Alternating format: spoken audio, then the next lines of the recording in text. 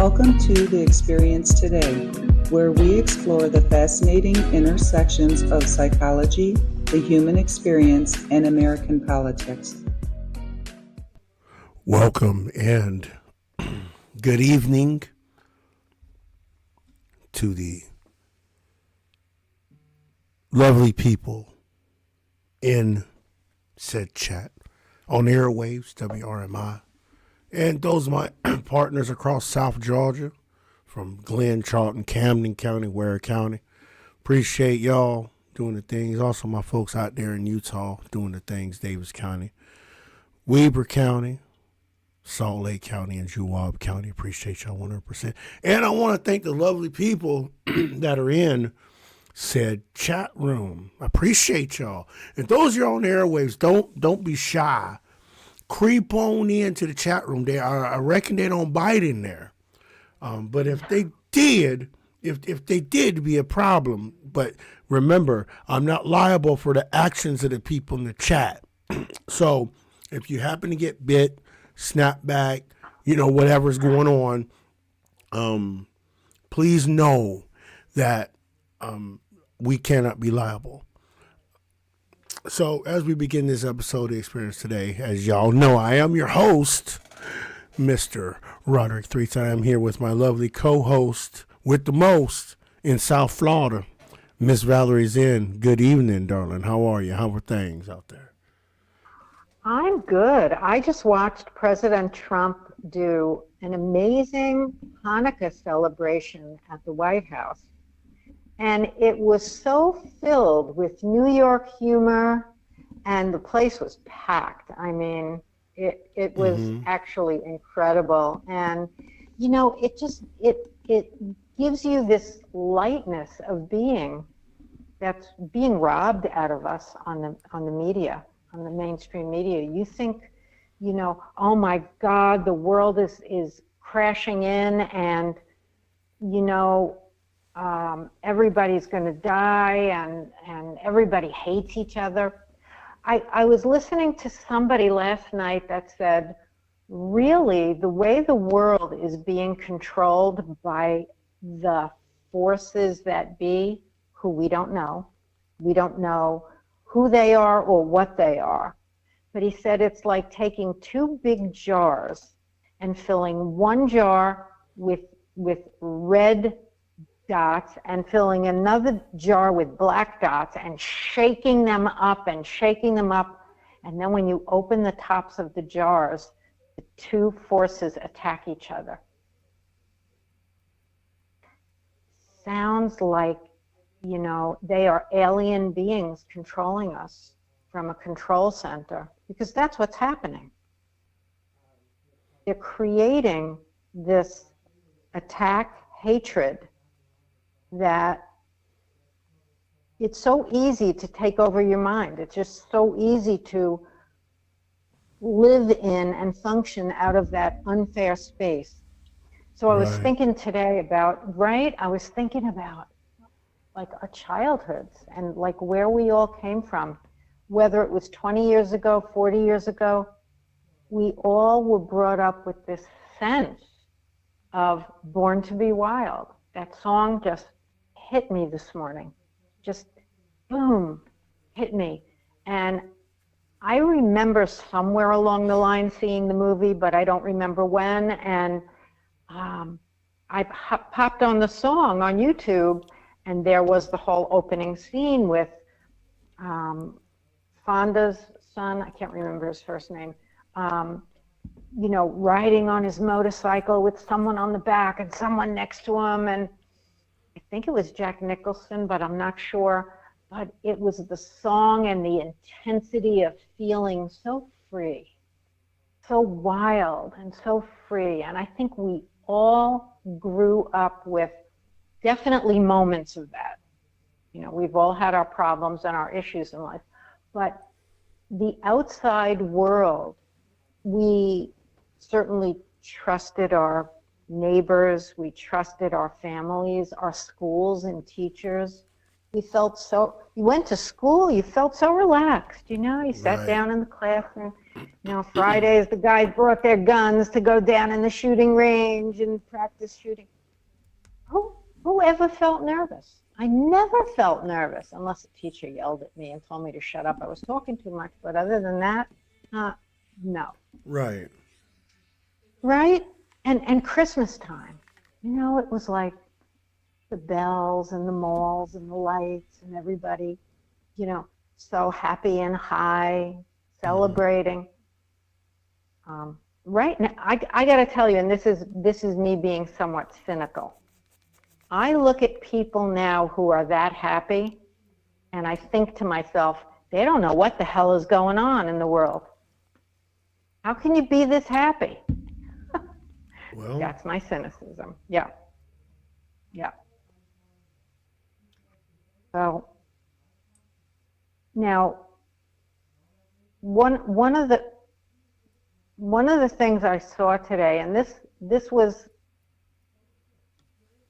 I guess on some level, it's reality. I saw this mother being interviewed, and she said that she feels guilty for not teaching her children the hard knocks of life, making it too easy on them, and allowing these tainted teachers and religious leaders who have distorted their thinking. And so the next logical place to go is that we are raising and have raised for the past, I don't know, at least 20 or 30 years, children who believe in communism and have gone to a place of experiencing the world in a way where you have to allow everyone to be equal. Everyone is equal, whether they're crazy lunatics, dressed like lunatics, acting like lunatics, if they think they're dogs, if they think they're cats, and you cannot be a racist. That's the number one thing on the list that they tackled, but it was so used against us, especially the people who are already beyond that. Mm-hmm. And I think our generation had really advanced, you know, in terms of clear thinking. We understood that the rhetoric that had been drummed into maybe some of our relatives or some of the people we had known, all in the family, right? Oh, speaking of, right? Rob Reiner. But, you know, there's a sickness and an illness that's taken over our country and the young people to the point where they're so loaded up with drugs that they're killing their own parents. Right.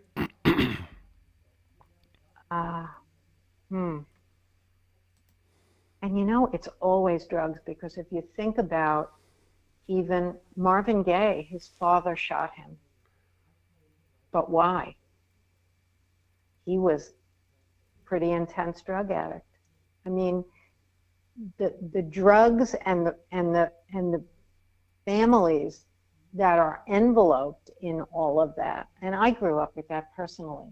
My brother was a drug addict, and I can't tell you how ripped apart our family was on so many levels. It's still exactly the same, only it's become more so, because our country has been flooded with,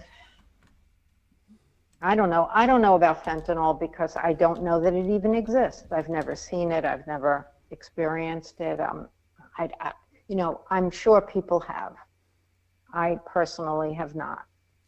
I grew up knowing that there was cocaine and heroin, marijuana, certainly alcohol. And now we have an evolution of new drugs driving people to hear voices and kill. That I never experienced. just, you know, lucky me, right? Lucky whoever didn't get to experience that. But so when I was thinking about this side of how lucky we were to grow up in times where we did not have to look over our shoulder every minute and be frightened to death of going to a church or a temple or a beach where you want to celebrate, you know, or a college campus, like what is the other side of that definition of born to be wild, feel free, feel an enjoyment and a gratitude in life? The other side of that, the other definition of wild, is what we are seeing in our government right now, which is pure evil staring us in the face. We are being overrun by illegal immigrants who have been allowed to flood into our country unvetted. We have this Somali state. I'm going to say Minnesota just because that's where it sort of, you know, the blob grew in that particular place. I don't know if it was intentional that Barack Obama brought them over and said, go there, start there. I don't know. It seems that way to me. But it's becoming like an interference in our comfort level, in our maybe inability to even think like they think. They're not able to assimilate with our culture because their culture is all there is.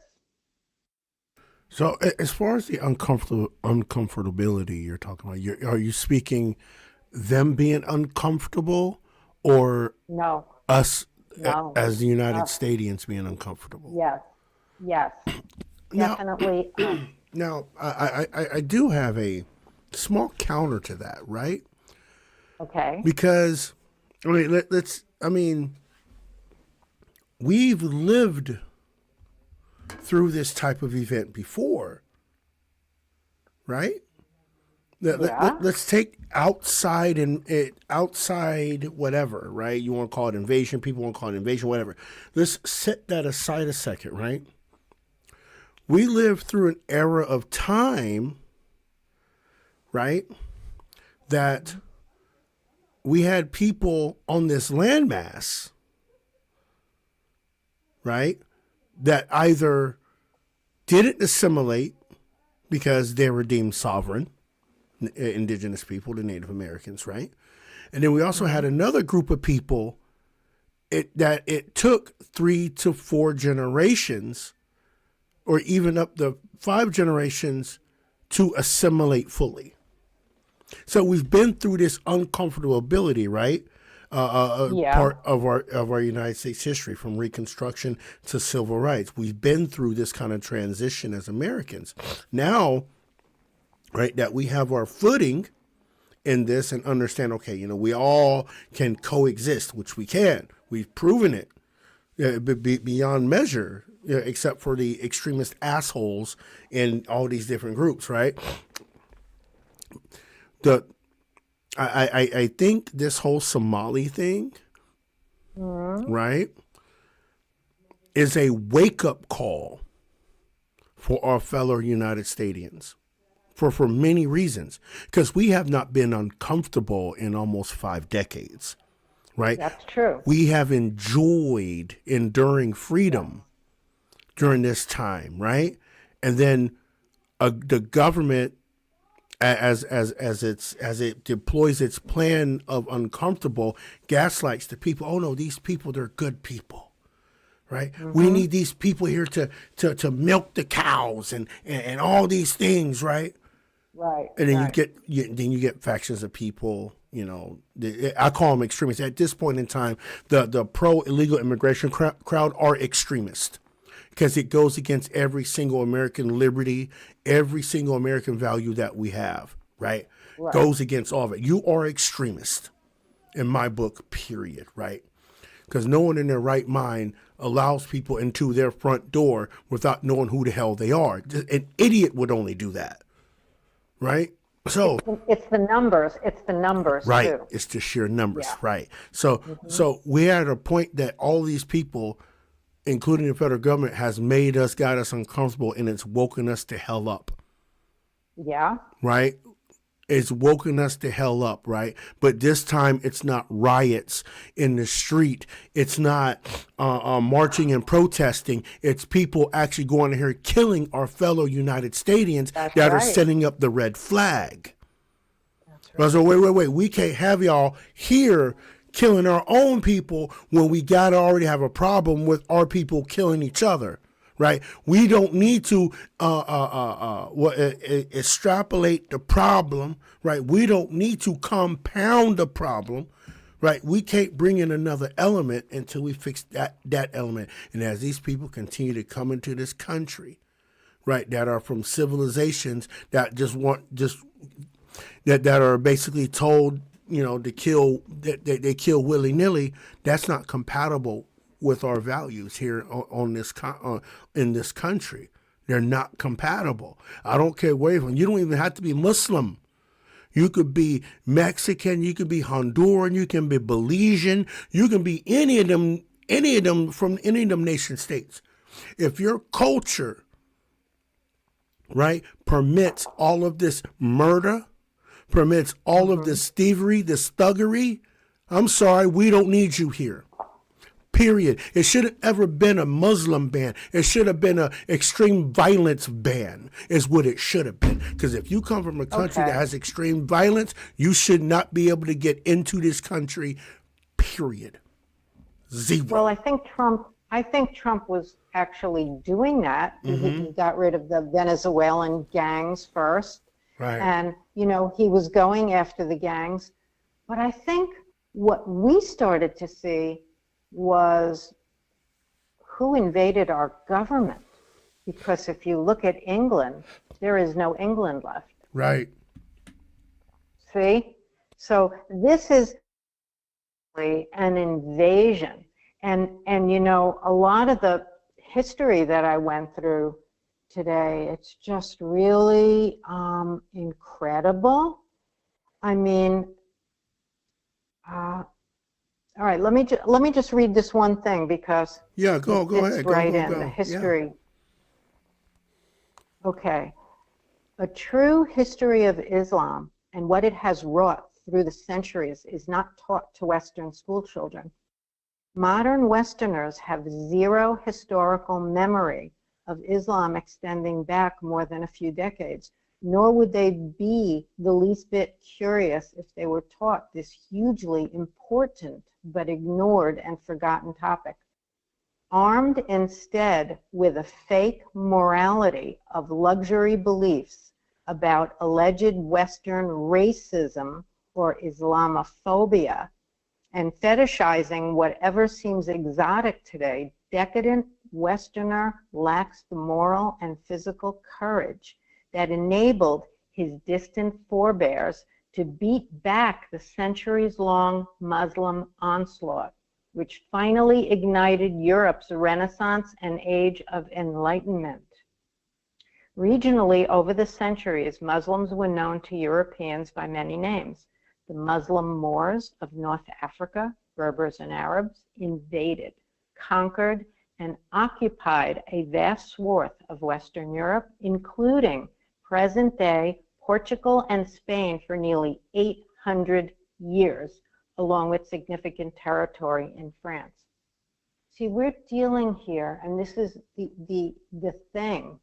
I am experiencing something different.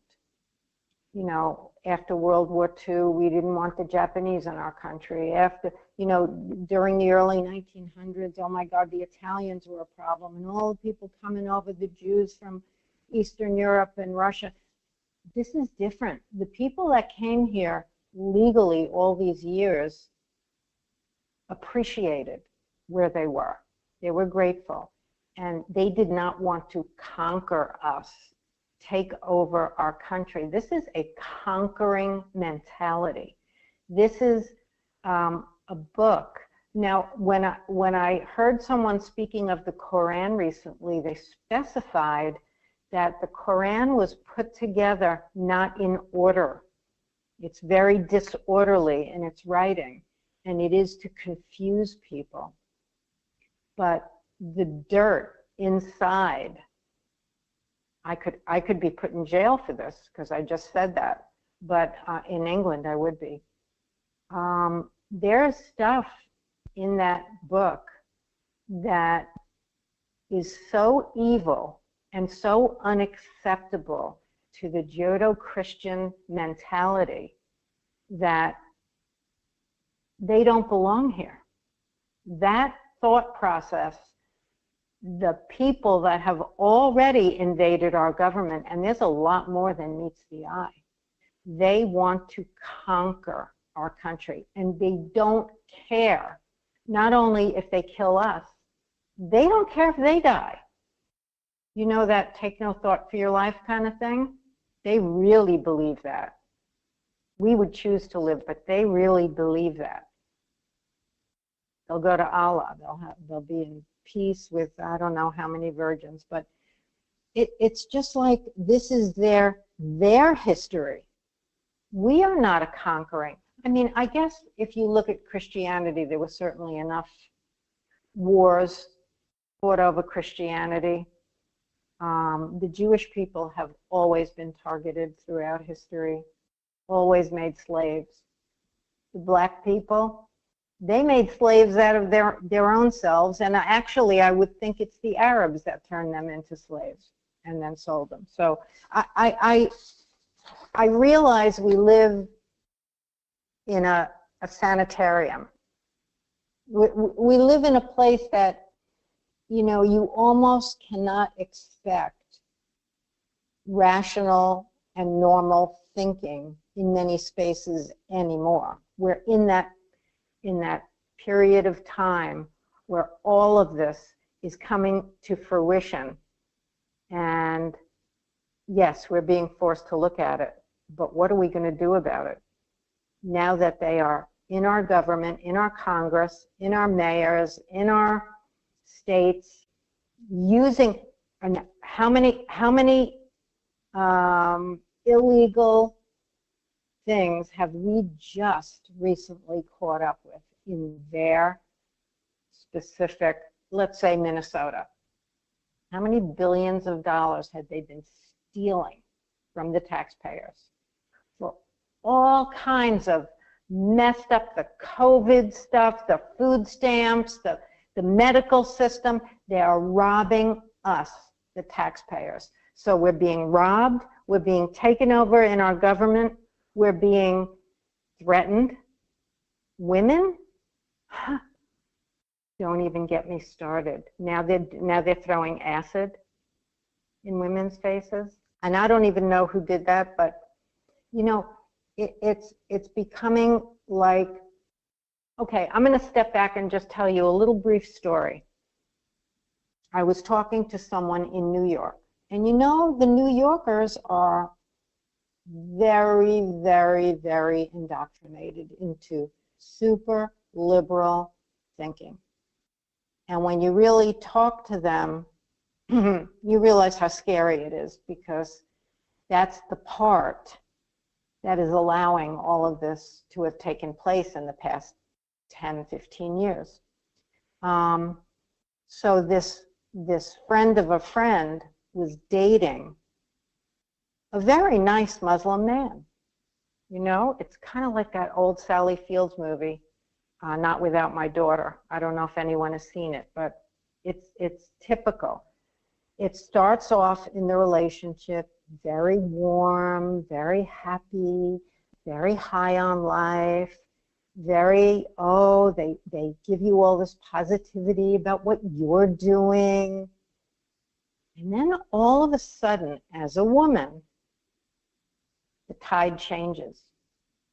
And they start trying to control what you're doing as a woman. And this happened to someone I know, so I'm not making this story up.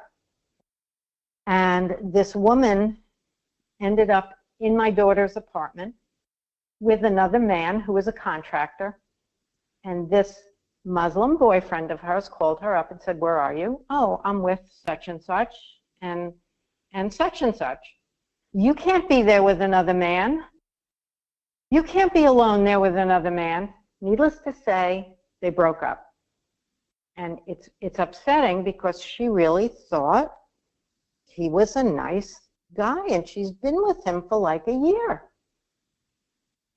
So here's my true feeling about this, or understanding, is that you cannot change a culture that's filled with not only hatred, but who has been raised and trained from the day they were born to put women in a category where they can stone their own mother, where women can be raped on demand.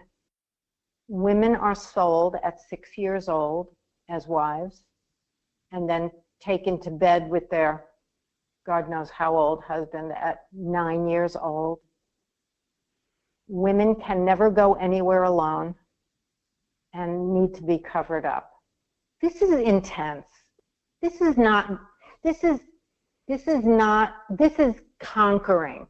This is turning our very country and everything we are into poison. We've got poison in our country right now. And this is not racism. This is not being uncomfortable with new people that we're not familiar with. This is intense. I really cannot look at this any other way. We've got someone in Congress who married her brother. Then she married another guy and divorced him. Then she married, and I'm just going to say that's something I learned today and I did not know before. Once you start looking into all this stuff, you realize that there's so much more happening than what you knew was happening. We've talked a lot about children born with autism, and here we are blaming, and it might be true, but blaming the vaccines, the food chain, blah, blah, blah. The highest rate of autism is in the Muslim population because they make babies with their own cousins, sisters, brothers, I don't know who else. I don't know the relationships if there's a cutoff somewhere, but there's so much in the gene pool that doesn't jive that the children are born with low IQs. This was interesting too. So you've got autism, low IQs from interbreeding. Right. I think Tommy Robinson, to get in there real quick, hold your thought there. Tommy Robinson, y'all know who Tommy Robinson is, the English guy. He exposed it that the Pakistanis in particular are marrying their first cousins and having children. There's a video he did about it, and you're seeing all these disabled children, bad birth deformities, things of that nature, all so they can stay on the dole there in England. It's crazy. If I can find that video, I will put it on the Patreon, but it's crazy. So how long would that take? I mean, it's probably already here. Because once you have low IQ and autism, you've got violence, you've got people that can't work, you've got Hold that thought. all kinds. Hold that thought. What did Rockefeller say? Rockefeller? What did he say about he wanted a nation of workers, not thinkers? Yes. What easy Well, way to rule, right? What easy way to rule a nation than to have a bunch of low IQ people, aka let's look at the the Islamic Republic of Iran. Think about that. Let's think about that a second. All these caliphates depend on this low IQ and inbreeding to rule right, over the masses, right. right? I just want people to sit back and think about it a second. I'm gonna be quiet. I'm sorry. I don't mean to interrupt you. I just had to throw that in No, there that's real quick. okay. That's okay. I just, you see, you can look at all the progressive liberal Americans who were born here or, naturalized here. Like look at the Pelosi's and the Brennans and the Bidens and, people that you would think are United States citizens and you would like to trust because they want to live too. But I don't think that this is something particularly Rockefeller, because I think that this culture would kill them too in a heartbeat. I don't see that you could use these people as slaves. You would want to kill them too. If they're low IQ, useless, not workable, it would be sort of like the Nazis killing off, breeding, like breeding a dog. You breed a dog to have the best features. I don't think they want the worst features. They want maybe very moderate temperament. Now, Rod, from what was going on with the black slaves, they were actually breeding black slaves, killing the ones that were intense, and breeding the milder Yep, sure temperaments was. so that they'd be like, yes, sir, yes, sir. It's no different with dogs. It's no different with people. Yep. They don't want autism and dribbling. They don't want that. And you know what? That's the part, right? That's the part no one wants to talk about. I haven't, I mean, like openly talk about, right?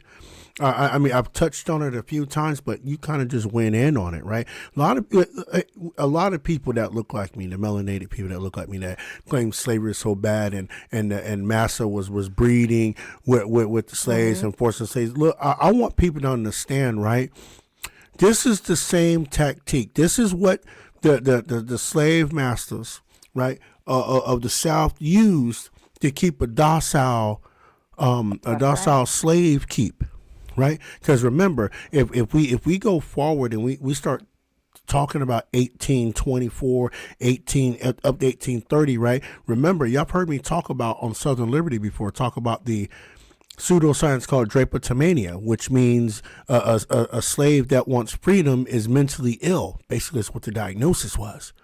Right, and he needed to be brought back. Listen to what I'm telling you, right? What Miss Val just told you, right? Is part of all of that, right? So what better, and it even goes deeper than that, right? Because let's go here a second, right? Because if they were already in tune to do this, right, here in the States, right, the people that sold them into slavery had still the same mentality.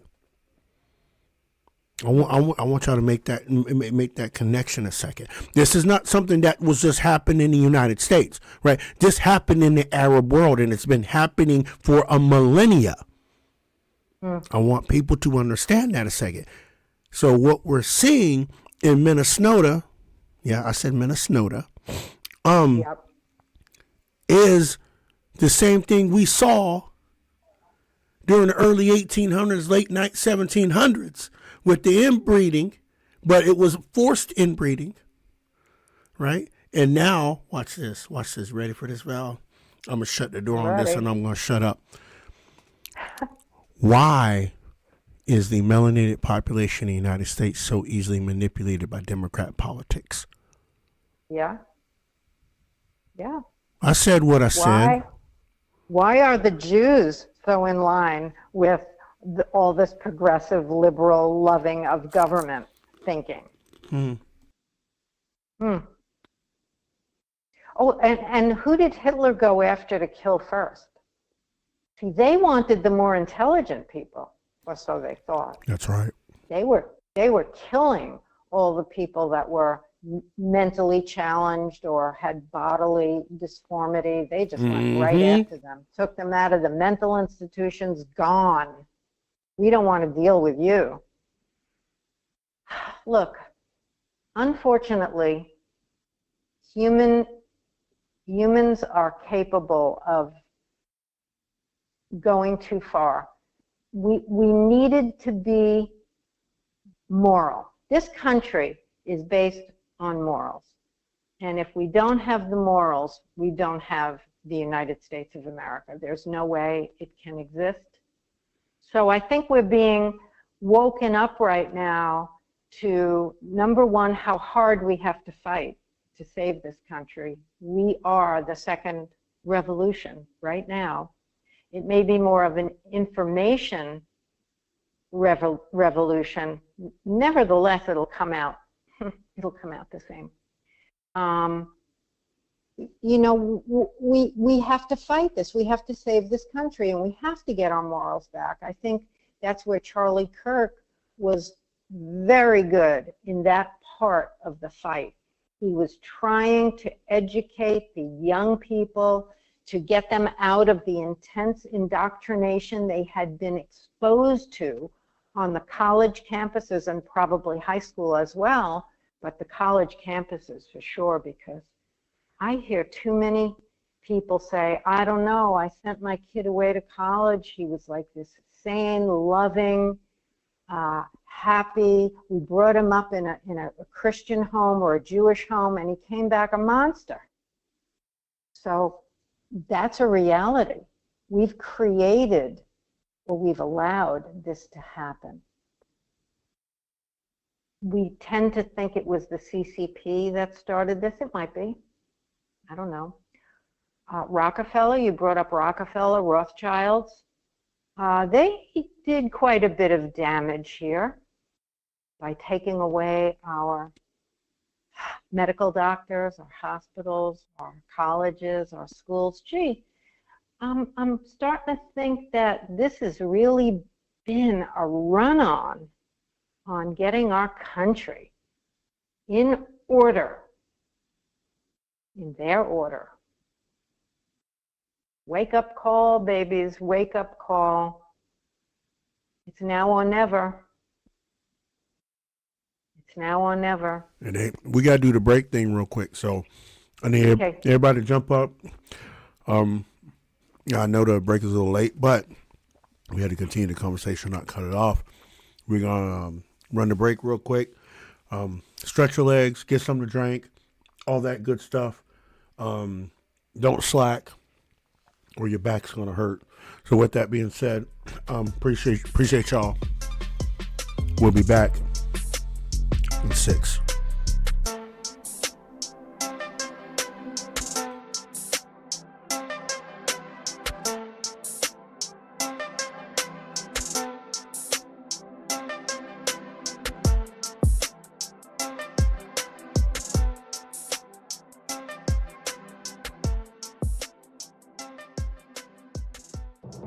I'm Charles Payne, and this is the Fox Business Report. Stocks kicking off the new trading week lower and choppy trading, with tech stocks weighing on the tech-heavy NASDAQ as investors continue to worry about an AI bubble. Investors are also cautious ahead of key economic data this week. The November jobs report will be released Tuesday morning, and also October's retail sales figures. These reports were delayed due to the government shutdown. Also later in the week, November's consumer price index report will be released. In the meantime, gold prices surged encouraged, extending gains for the year and trading over $4,300. The Dow down 41 points, the Nasdaq lower by 138, S&P 500 down 11. Shares of iRobot plunged over 72% after the Roomba maker filed for bankruptcy and agreed to be taken over by its main supplier after a deal with Amazon fell through early last year. That's your Fox Business Report. I'm Hillary Barsky, invested in you.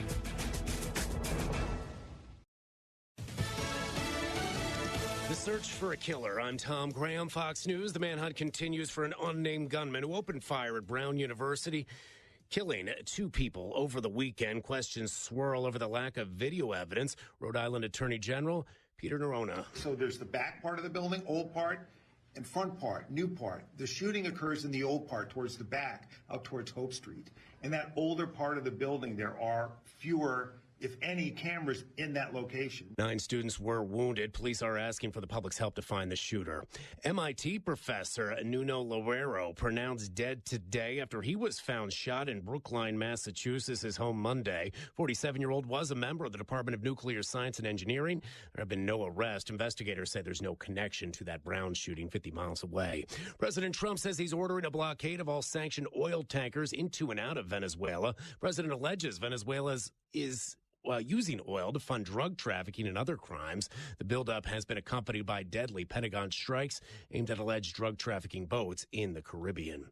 The Trump administration is adding 20 countries to its travel ban. Fox's Jackie Heinrich is at the White House. The president's proclamation expands the administration's existing 12-country travel ban to 5 new countries and also to people with documents from the Palestinian Authority. It also adds partial restrictions to 15 countries, most of them in Africa. The White House cited widespread corruption, fraud, and unreliable documentation and records from those countries as the cause. And it comes after the administration pledged to crack down following the shooting of 2 National Guard soldiers by the White House by an Afghan national. That Afghan was allowed into the U.S. under a program, but reportedly struggled to accommodate to his new life in Washington state before that double shooting in D.C. America's listening to Fox News. News. Rob Reiner's son, Nick, is charged following the killing of his parents. 2 counts of first-degree murder with the special circumstance of multiple murders. He also faces a special allegation that he personally used a dangerous and deadly weapon, that being a knife. Los Angeles County District Attorney Nathan Hochman there. Nick is being represented by famed defense attorney Alan Jackson, who's taken up cases of Harvey Weinstein as well as Kevin Spacey. Members of Congress coming together to honor the victims of that deadly anti-Semitic attack in Australia last Sunday. In bipartisan fashion, U.S. Congress members spoke out condemning the terror attack where 15 people died at Bondi Beach. Dozens more were hurt. New York GOP Congressman Mike Lawler said as anti-Semitic attacks happen, we will not tolerate this. We will not accept this as the norm. His Democratic colleague Josh Gottheimer of New Jersey said that requires conviction and perhaps action against adversaries. Like the government of Iran and the terrorist organizations that they support, who are driving this hatred and violence toward the Jewish people. House members say they will push the Senate to confirm Trump nominee, businessman and Rabbi Yehuda Kaplan as special envoy to monitor and combat anti-Semitism, a currently vacant post. Gernal Scott, Fox News. On-duty Customs and Border Protection officer firing his gun several times during a confrontation with another driver following an incident on their way to John F. Kennedy Airport in New York. Now, the officer claimed he pulled his weapon after he was attacked by that other driver. On Wall Street, stocks finishing mixed. The Dow was down 302 points. The S&P 500 was off 16, while the NASDAQ bucked the trend for the day, finishing up 54 points. I'm Tom Graham, and this is Fox News.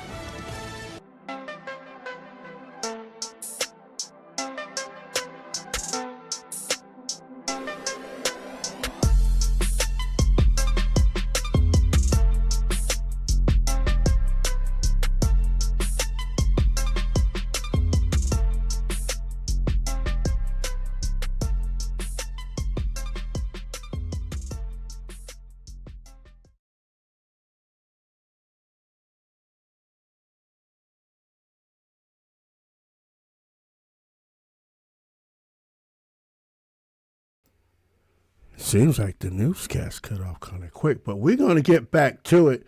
We're gonna get back to it here because we ain't got much time left. I don't know what happened. I apologize to all the affiliates for what happened, but we out here. Experience Today with your hosts, Mr. Roderick Threets and Miss Valerie Zinn, and we're talking about being wild out here. We're out here fighting. We're fighting a good fighting a good thing. But you know what I wanted to? Yeah, go ahead. I wanted to ask you something about the blue slips. Is that made up? The blue All slips. of a sudden, the Senate is giving out blue slips so that Trump cannot get his people put into committees, that he can't do certain things. It's a new tactic that the Senate is using to control what is happening, and I think it's all made up. I don't know, but I can look real quick and get a. Yeah, Get this is making the Senate more powerful. The blue slips. It's not like enough that we have federal judges like standing in the way of everything. Now we have the Senate giving out blue slips. Perfect. Anyway, I think just to finish off what we were talking about, this article that I was reading stated that very few immigrant groups in modern American history have expanded so rapidly. So this is where the concern comes in on one level. The financial toll of Somali interests is measurable. In December 2025, federal prosecutors charged 77 individuals tied to Somali networks with stealing COVID relief funds.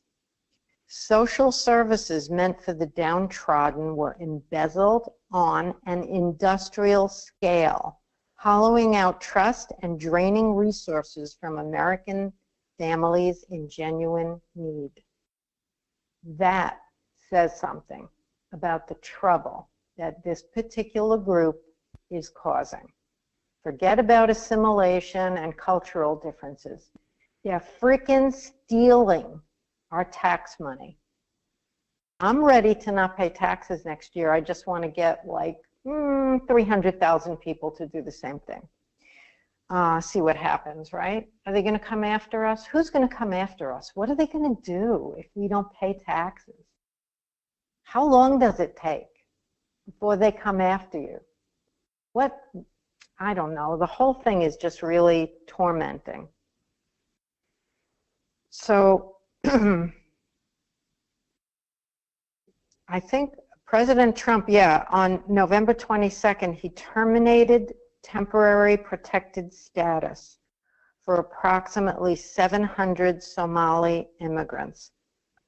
And, I don't know that policy alone could address this. I think we have a structural challenge in front of us that I'm not sure we've ever had to this extent. Maybe Nazis, Germans that came over and became scientists and doctors and also infiltrated our government. But their cultures were not as different. So look, this is what it is.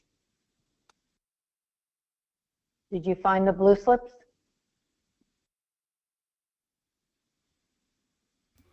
Yeah, I'm kind of reading through it real quick. Okay. So what I'm understanding right now when it comes to the blue slips, it's something it's been around. It's been around for a minute. It's been around since the middle 1800s, actually. The blue slips. Oh, okay. And basically, it's no different than the earmarks. It's no different than earmarking, basically, right? So what the blue slip does is, if there's a particular individual being nominated, right, for let's say a judgeship or or U.S. Marshal, wherever the case may be, they send a blue slip to the senators in that state, and the senators will send back their approval or disapproval of the person. Right.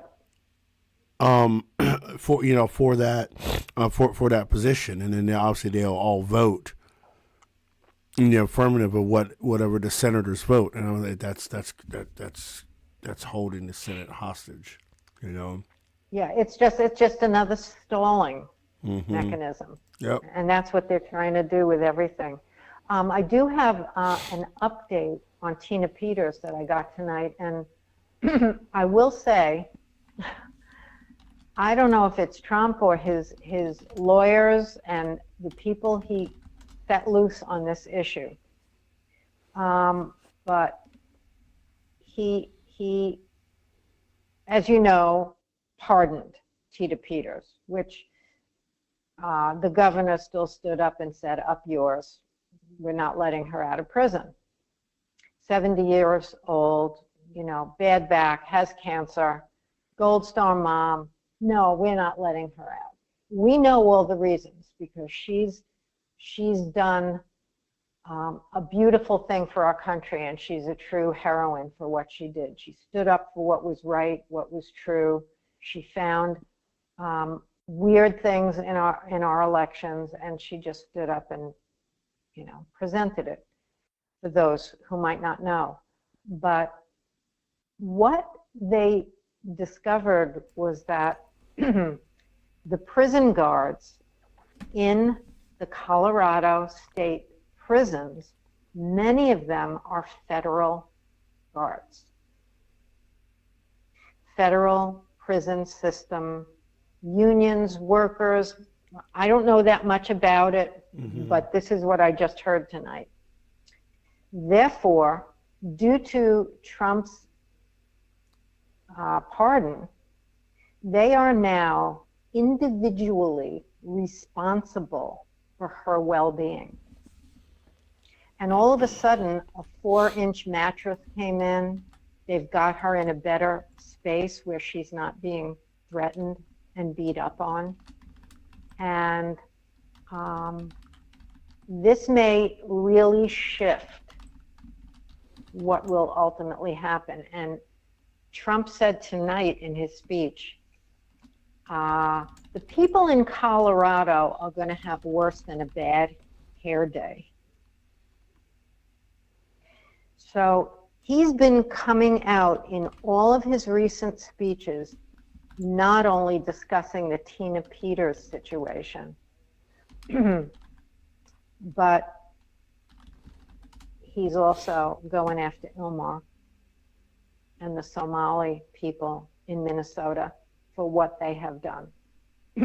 So I think that this stuff is really going to come to surface, and a lot of people are going to, Tina may get freed, and a lot of people may end up being escorted out of this country back to their own, as he calls it, shitholes.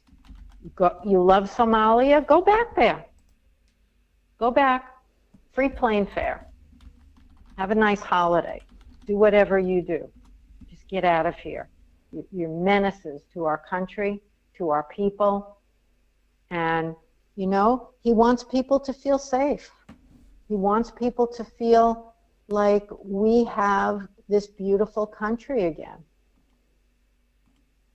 So, that's the whole thing. I don't want to slip into a Somali warlordism. No thanks. I'd almost rather have the Democrat Party the way I thought they were. I just don't, I will never understand why and how they let these people in to do this to our country. Where are they going to go? Underground? They already, what I heard, they already got their passes stamped. We know how that goes. Yeah. I don't know. I heard that Barack went off to England. He's taken refuge there for a while. I don't doubt it. Jack Smith. Yeah, Hillary and Jack Smith are going to be up on the telling table next week. maybe. Or else they could do what they did to Peter Navarro and Steve Bannon. They can go to prison for 4 months, 6 months because they don't show up. I don't know. It seems to me it's the same thing. Right. Yeah.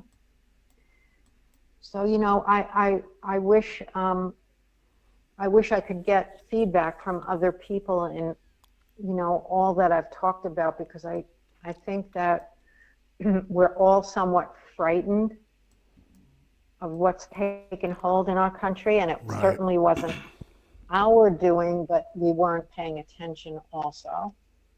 I don't want to feel responsible for this, that's for sure. And I think women are especially frightened right now in a way we never were. I was never this scared. I don't even want to go to the supermarket alone. I don't. And this is Florida. And I heard DeSantis give a short speech the other day, and he said, everybody, take your guns. I feel something brewing underneath us. What could that have meant? His ears are to the ground, right? That's right. That's right. I mean, we are surrounded by water. What's that? Yeah, we are surrounded by water. Mm-hmm. Sure is. Yeah, it's frightening times we're living in, because, you know, we always, look, I'm a New Yorker. You always walk down the streets in New York looking over your shoulder, believe me. I worked in the Village. I had a knife that I had my hands on walking to the Varick Street train station so I could get to, you know, the Long Island Railroad. And, you know, we were scared, but I never thought about having a gun. I mean, I never even thought about it until I was much older. And we went through hell getting a gun license in New York, and that's, you know, back 30 years ago. It was hell to get one. But, you know, being warned by our governor, get your burner, always carry your banana. And those bananas are illegal in New York, illegal in California. You're not allowed to have pepper spray, tear gas, lasers, anything. How in God's earth can they dictate our right to protect ourselves? Well, I guess the states that don't have gun rights request an officer to sit in front of your house and then follow you everywhere you go, just to deter the crime of hurting you. I mean, that's the next step. You can't hire enough, right? Oh, wait a second. New York, they're losing 5,000 police January 1st. I know, I saw that. Resigned. We're out of here. Oh, we can maybe do that in Florida, because they're all going to be here, or in Tennessee, or, you know, wherever it's cool to be. Yeah, I honestly, I said to my daughter, you and your friends should be on the phones calling all your representatives, Congress people, saying, hey, we're women. We want the right to carry a burner. We want it passed. Start getting petitions signed. Start flooding the gates. They have no right to tell you that in no way can you protect yourself on the 6 streets of New York. If I were living there, I would do this. I mean, it's sick. It's like, why do you allow them to tell you this? Because they're afraid. I can see why you wouldn't want to kill someone, because obviously you get all caught up in court and messy, sticky situations. But my God, pepper spray, a burner, bear spray, I don't care what you carry. How can you tell people you have no right to protect yourself? Mm-hmm. And especially not knowing the other person may or may not have a gun, so you're just dead. Oh yeah, that person goes to jail, and then no. It's a stupid take. Hey, we got to roll out like Autobots, though. Okay. As usual. So I appreciate Good night, you. everyone. I appreciate you. I love you, Miss Val. I appreciate everybody in the chat this evening. 100%.